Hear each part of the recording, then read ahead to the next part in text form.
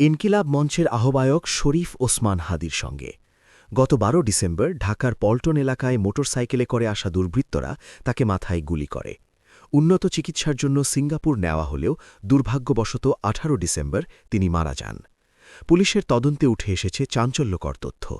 প্রধান অভিযুক্ত ফয়সাল করিম মাসুদ, যিনি নিষিদ্ধ ছাত্রলীগের সাবেক নেতা, তিনি ওসমান হাদির সঙ্গে ঘনিষ্ঠতা তৈরি করে প্রচারণায় যোগ দেন, কিন্তু পরিকল্পিতভাবে গুলি চালান। হামলার পর ফয়সাল ও তার সহযোগী আলমগীর সীমান্ত পেরিয়ে ভারতে পালিয়ে যান। সর্বশেষ গোয়েন্দা তথ্য অনুযায়ী ফয়সালের অবস্থান ভারতের মহারাষ্ট্রে শনাক্ত হয়েছে। তিনি সেখানে রিলায়েন্সের সিম ব্যবহার করছেন। এখন পর্যন্ত ফয়সালের বাবা-মা, স্ত্রী, বান্ধবীসহ ১৪ জনকে গ্রেফতার করা হয়েছে। অস্ত্রও উদ্ধার হয়েছে, কিন্তু প্রধান খুনি এখনও ধরাছোঁয়ার বাইরে। এ ঘটনা নির্বাচনের আগে রাজনৈতিক সহিংসতার সতর্কবার্তা। বিচার হবে কি? দেখতে থাকুন আমাদের সঙ্গে।